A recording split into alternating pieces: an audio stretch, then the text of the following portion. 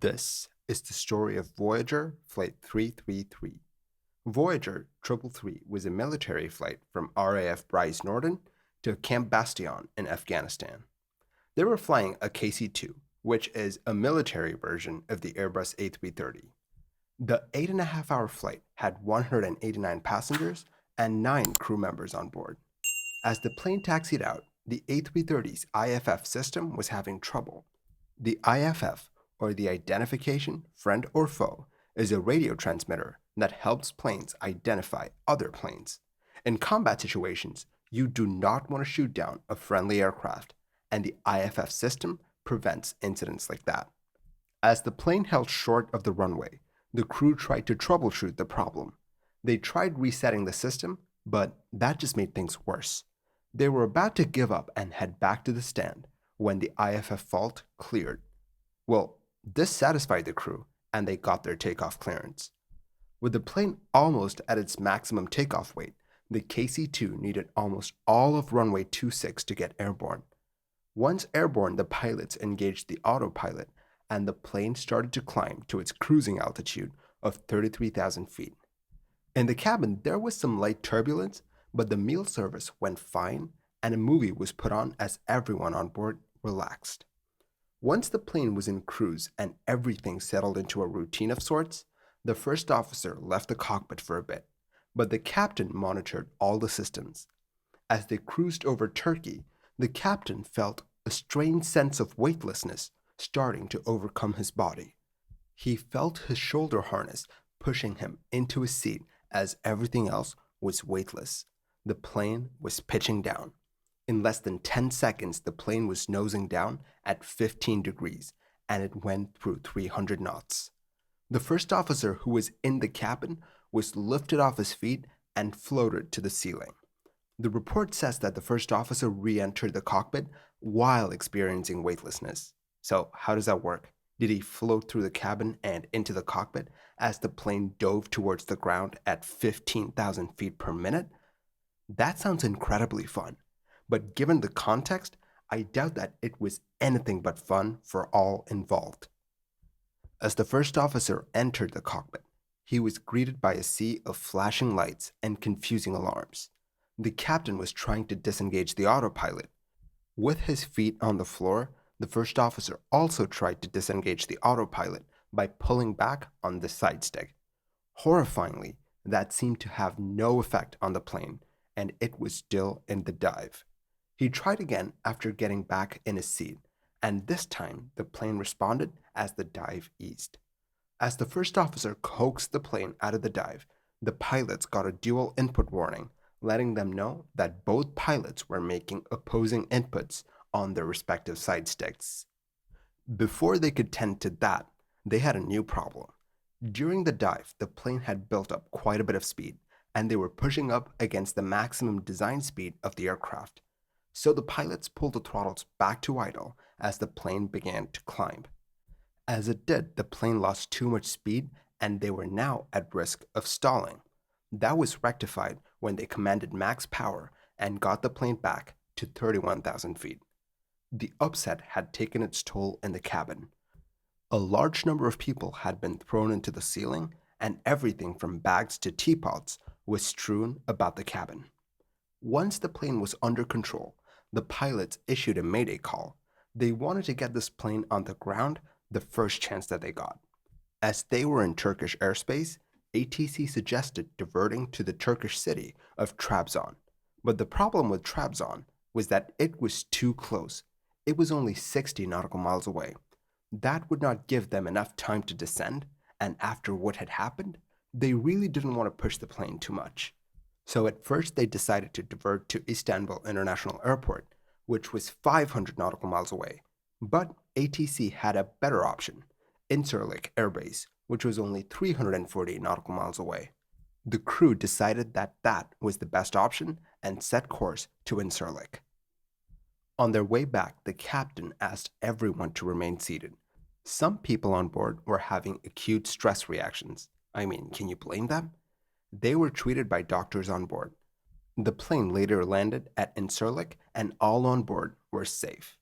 But that was in the end for most of the passengers on board.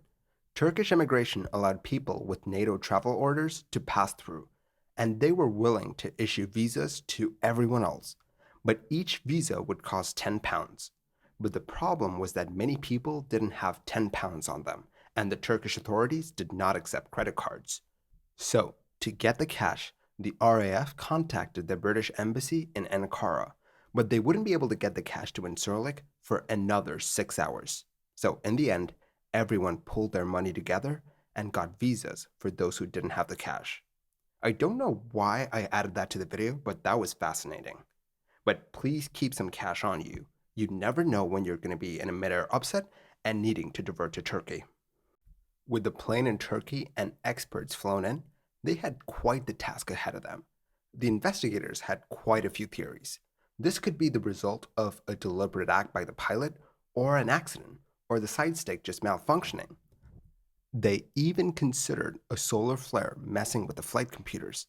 To find out which theory was the most likely, they started sifting through the flight data recorder. The data that they saw was normal. Nothing out of the ordinary. No warnings, no nothing. The data showed no similarities to A330 upsets of the past. Whatever happened here was unique. At 3:48 p.m. and 15 seconds UTC, the FDR recorded something very interesting. The left side stick was minutely pushed forward, just 0.5 to 0.9 degrees. This was so subtle that it wasn't enough to disengage the autopilot. Then, after a few seconds of that, the side stick was pushed all the way forward, which pushed the nose of the plane down, sending the plane into a dive. Seeing this data, they wondered if the captain did this on purpose, but nothing in his service record or his medical history suggested that he would do anything like this. In addition to that, he was genuinely surprised by what the plane did. Had he done that on purpose, I doubt that he'd be surprised by the nosedive. With the FDR data analyzed, they turned to the CVR for more information. Just a minute before the upset, the investigators could hear the cockpit seat being adjusted. This meant that the captain was not in a position to accidentally nudge the side stick into a dive. They tried to recreate the flight in a simulator to see if the captain might have accidentally nudged the side stick in any way that could cause this incident. Also, the input was made in a precise way. It was just a sustained nose-down input with 0 lateral inputs. If the input was made by a human, you'd expect minute amounts of lateral input, because no one is that precise. So now, they tried to see if an object of some sort might have caused this. Looking through the pilot's belongings, they saw that the captain had a DSLR camera on the flight deck. The first officer said that the camera was near the captain's side stick before the upset, and that the captain was using the camera on the flight deck. Looking through the camera, they saw that the last photo was taken just 35 seconds before the minute pitch-down input began, and 3 minutes before the upset.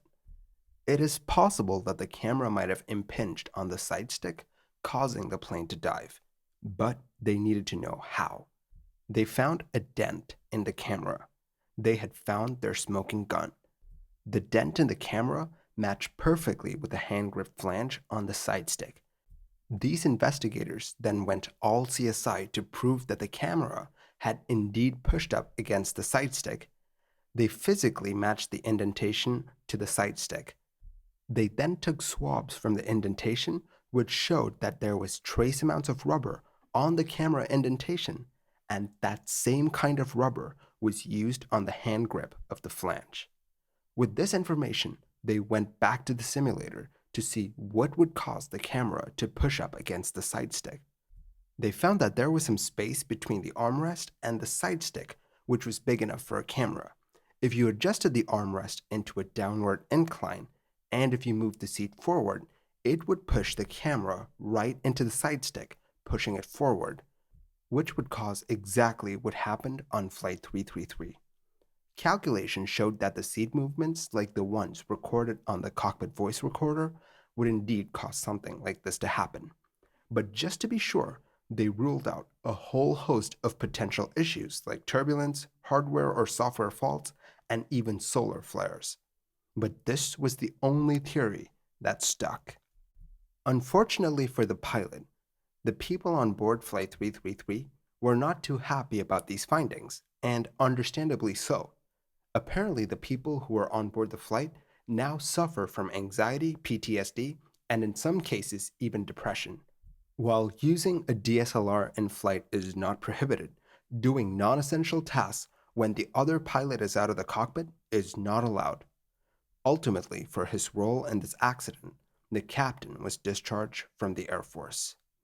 An unlikely hero in all of this is Airbus and their automation. The KC-2 and the A330 is designed to protect the airframe from overspeed stresses. If the computer detects that the plane will be reaching very high speeds, it will take precautions to minimize the damage to the airframe. In addition to that, the automation is programmed to progressively limit pitch down commands that are commanded after 10 degrees of nose down. Essentially, the computer will be like, you know what, I'm not going to let you pitch this plane down anymore because that would be dangerous. Those protections kicked in on Voyager Flight 333 and essentially prevented the situation from becoming worse than it already was. But in the end, a bit of bad luck sent this plane into a dive, and the quick thinking of the first officer saved them. If you want to watch another video where automation saves the day, I'd highly recommend my video on Air France Flight 2510. Link on your screen right now. Thank you for watching this episode of Midair Crash Investigation. If you like the videos that I make, do consider liking and subscribing. It will really help the channel grow. I will catch you guys next time. Stay safe.